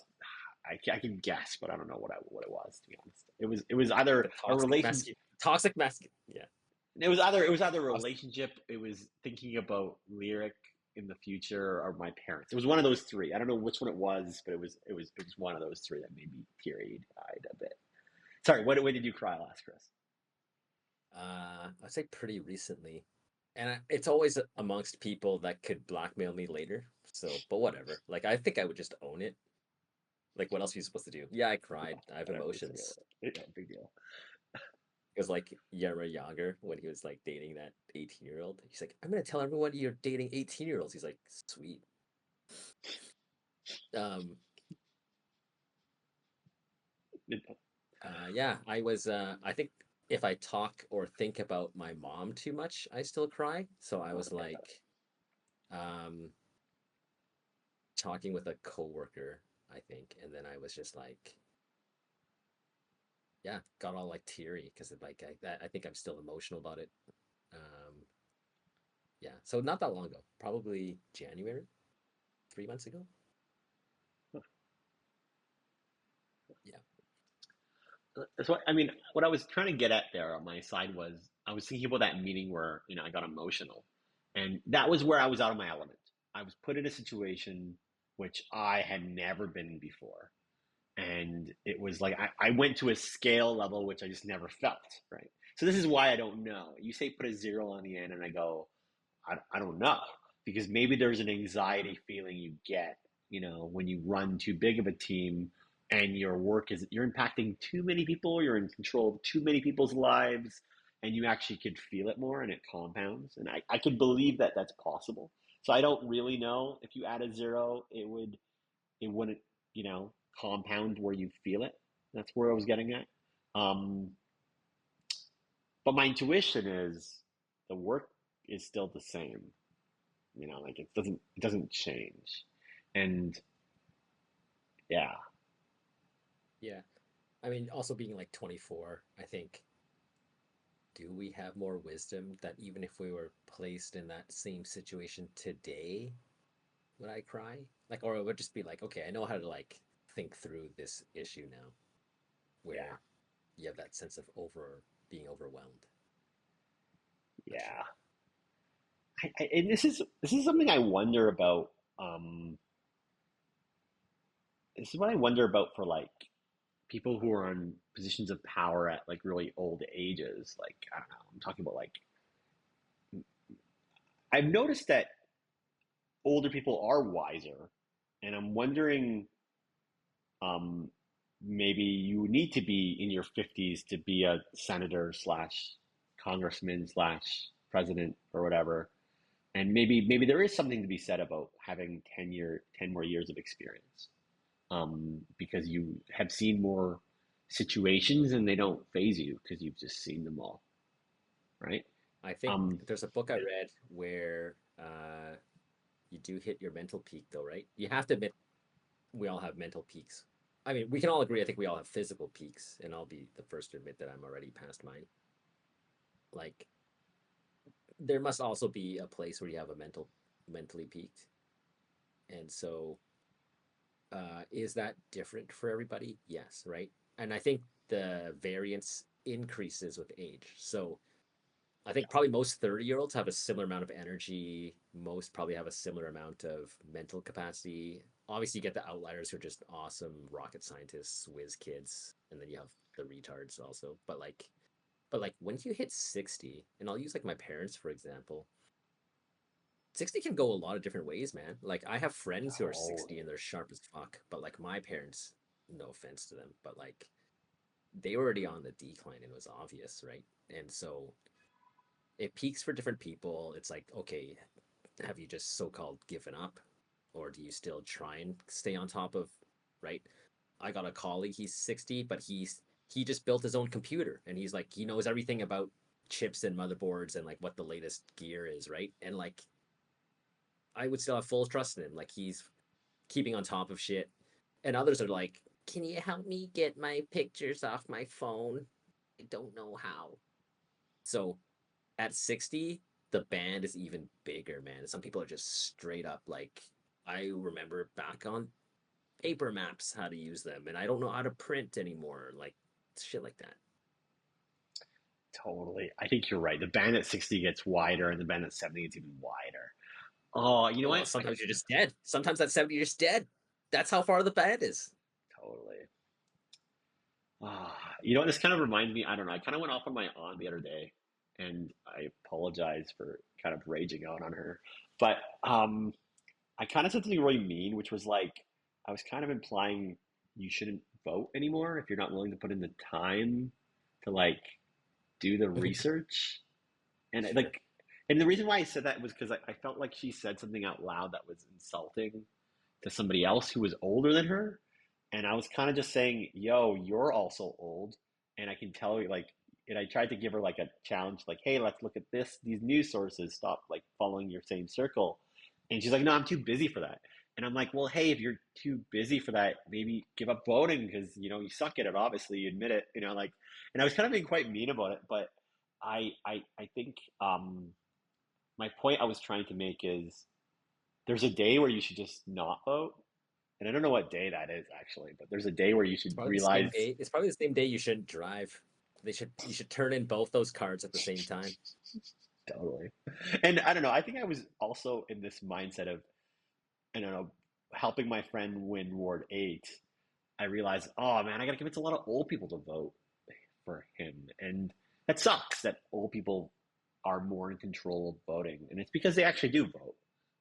And young Well, they people tend to don't vote. vote, tend to vote. It's a big problem in Germany, man, because uh, I don't know how to sound ageist or not ageist, but they're a bigger and bigger portion of the voting demographic, and they tend to vote in higher percentages than young people. And so, like, politicians have to necessarily cater to them, which is why the generational wealth transfer still exists. Like, they're still overtaxing young people and giving it to the old people. It's that Totally. simple, that fucking simple. It gets worse than that because we have a demographic shift of having less kids. So, our Yes. we literally have a fat, you know, over age group. So those guys voting more, we honestly just mess it up. It's like it looks like it's self-fulfilling to disaster actually in my head, unless you fix that problem. Yeah, and it's a wealth transfer problem. I agree. That's why actually I'm totally for blockchain because I think a blockchain is an age transfer to young people actually because we're inventing currencies that only young people can do. So like it actually Yeah, transfers yeah. wealth downstream a bit.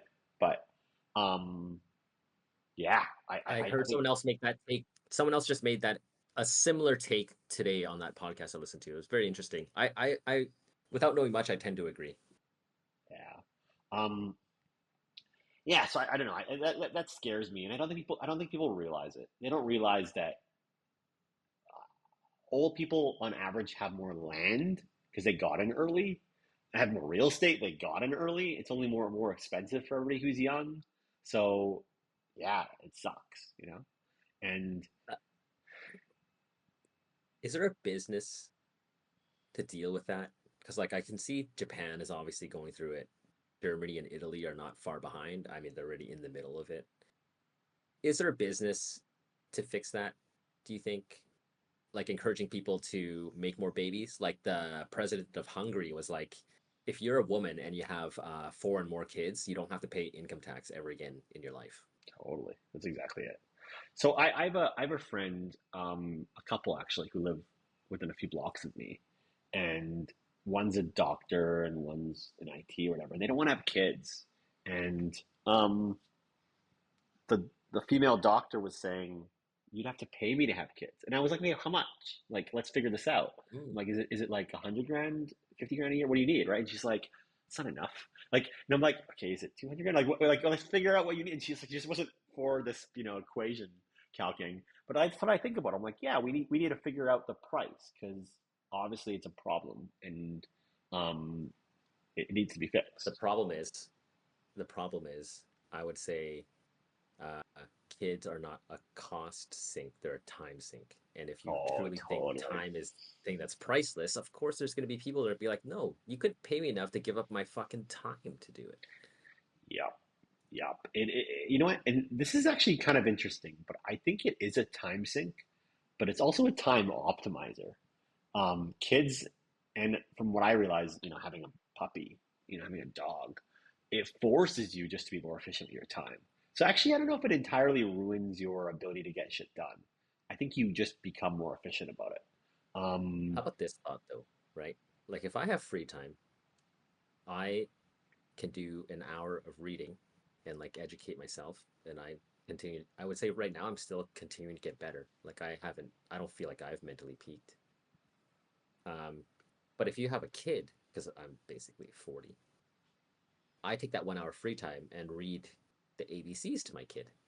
So it's like if you're a parent and you have a fixed amount of free time, let's say you're fully optimized, like you said, you're spending it leveling your kid up instead of yourself. So like people naturally hit plateaus. I know people who I feel have hit that plateau and they're never going to get better. And then it's just going to separate me from them. Yeah, you're not wrong at all. Yep. I think I think definitely the time helps you. Um, I will say that like what surprises me is I can see how having kids or responsibilities gets you off an unstructured path that is detrimental to yourself.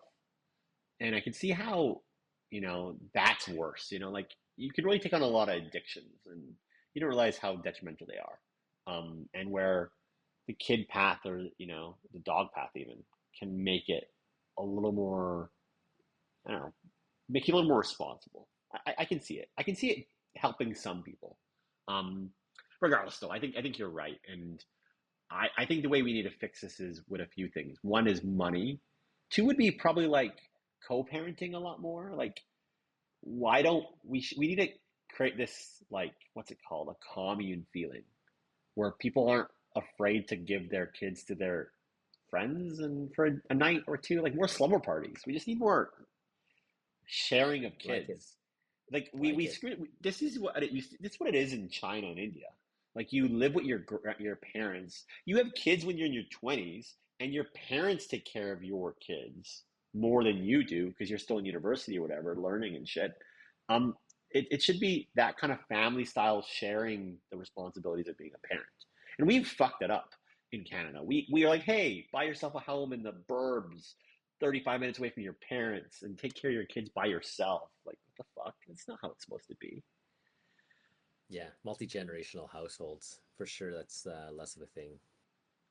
Yeah. Um, I don't know. Do you ever see a time when also the other reason is like urbanization has happened, right? People like to move to the cities. That's why there's the housing problem. That's why all the desirable places are so expensive. Is there like a is there a time when like that pendulum swings back and people are just like, no, no, no, no. We're gonna make towns again. Like we're gonna de-urbanize. I can't envision that because I'm a city guy through and through, but like, is there a place where that happens or a time or an So incentive? I've thought about this for ages because I thought it was going to occur more. I think COVID spurred us to maybe, telecommuting a lot more and work from home a lot more. And then Starlink, I thought would be another huge factor of bringing high speed internet to everywhere. So Right. I thought there's a boatload of beautiful places that exist that you would rather live because they're off a lake or they're off of a beach or they're off of a beautiful place, a forest that you could maybe telecommute to work. That could spur, moving to more rural places. I haven't seen it yet though, but I could imagine a future of that occurring. Um, yeah, I don't know. I was thinking the same thing to be honest. I was wondering. I'm actually up for a. I want to live on like a small farm for a year. I'm totally into that. I think I would do it 1 or 2 years. I want to try that out. Interesting. Uh, I think maybe once the need exceeds it, like people are moving out of Vancouver already, right? Because it's just like, fuck, we can't. So I think maybe there'll just be enough societal pressure that the efficient market will fix itself. Like people just spread back out because it's like eventually the commute will get so bad that people are just like, fuck that, right? Yeah, I don't know. I don't know how you fit. I didn't know how you fix the kid problem. To be honest, I don't think com- communal living slash multi generational housing works. I don't know. I think porn and contraceptives kind of fucked it up. To be honest, um, I don't I don't know how you fix that. I wonder sometimes if that's why the right tries to ban those things. I don't know if that's the reasoning, but I don't think that they're caring that much about, or they're like birth rates are too low. You don't see Trump talking about that's not. you're not allowed to I say think that it's out more. loud. Like you wouldn't be able to say that out loud if that was the reason. But Maybe you would. I think they're just a lot of them are still Bible thumping, God fearing. Like we only sin in secret. Like they're very shy about it, right? But like, hey, if any of them need abortion, they're all flying to Mexico for the pill. So Yeah. Oh man. I yeah, I don't know how to solve that problem, man. I guess one solution might be like, oh God, it's gonna be the matrix of like growing babies for like you'll have like test tube babies that grow up in like I don't know, they'll grow up in like this like facility and they'll become 18 without parents. Like you'll be bot raised kids so we can have kids. here's another thought, and then maybe we wrap it up. Sure. I think maybe depopulation will happen also and hit some sort of Yeah, dynamic equilibrium, right? Like maybe the proper world population is like 7 billion, and we're just slowly swinging back totally. once we hit like our 10 billion peak. Another interesting thought, I'm paraphrasing, and this person might not actually have meant it, but it's also like, okay, Japan is like the oldest country in the world, I think, or like one of them, if not the oldest. But it's like, this person was just like, who the fuck cares about Japan? Like, just let it depopulate. Like, it has no natural resources, nothing like that. Like, who, like, what if it just goes back to being an uninhabited island? Yep. Like, what are we Yep. missing out on there? Yep. So And I'm like, shit. Like, we're going back to like first principles. Like, why do we care about Japan? You know? so And okay, I'm like, this I is don't have a thing. I don't think I have a thing for or against Japan. I'm just like, what does that thought exercise look like? okay, well this thought exercise looks like this is how you return the agrarian society, right? Like like Mm, so like think this out, okay? Like literally the right. population decreases so fucking much that like you're like, whoa, having food is scarce. I need to have kids so I can grow more food so they can work on my fucking farm. Like that's is that how you go Oh, backwards? Is that what has to happen? Like that's the reason why we dude. had so many kids, right? It's because I think that makes sense, man. Like, and then, but because we're now globalized agrarian, maybe it's like, uh, yeah, Japan is like this 50 million person agrarian society, but it's all people from around the world who actually want to be farmers oh in totally, Japan of course, yeah, instead of having to be forced to be. totally. So maybe the world actually in like 200 years finds an equilibrium that like everybody's doing exactly what they want to do. Yeah, totally possible. You know what? This may be how you turn. This is the anti-urbanism trajectory. That is very interesting. I think that's totally possible, and that is the actual equilibrium solution. It's just depopulation. Who cares? Yeah. Um, yeah. Fuck. I've thought Yeah, about this, and it, and the Americans who will want to be sewing Nikes in America will be doing it, you know, whoever those are. I mean, I think you'll see the calc happen in South Korea first, right? Have you heard how bad their birth rates are there? I think it's like 0.6. Yeah, It's point 0.6, point 0.6. So, you think they'll overtake Japan for depopulating? I guess they're well, starting from a lower amount also. yeah, I think they will. I think their trajectory is so much worse, and it's not just. But then It's it's the also same, the bro, yeah. it's the same argument though. It's like they're a mountainous peninsula. Like I think the question is who Who cares? cares? Yeah, yeah. What's over there? Oh, They're like pandas. They're like human version of pandas. It's like they won't fuck. What are we supposed to do? yep. And all they eat is kimchi. Not even nutritious. That's what they say about bamboo. That's the joke. None of that. Uh, No offense to the Koreans. Like I don't have a thing or two oh, against it, that's but funny. Well, dude, this was a good pod, man. I think we might have yeah. some sound issues a bit, but it was fun. All right. Dude, we'll Well, catch up man, next enjoy week. Asia. Enjoy Yeah, Asia. Excited to hear your adventures. I hope to be able to share more of mine also. yeah, I'm excited to hear that for next pod. All right, buddy. And shout out to everybody I insulted today. Great.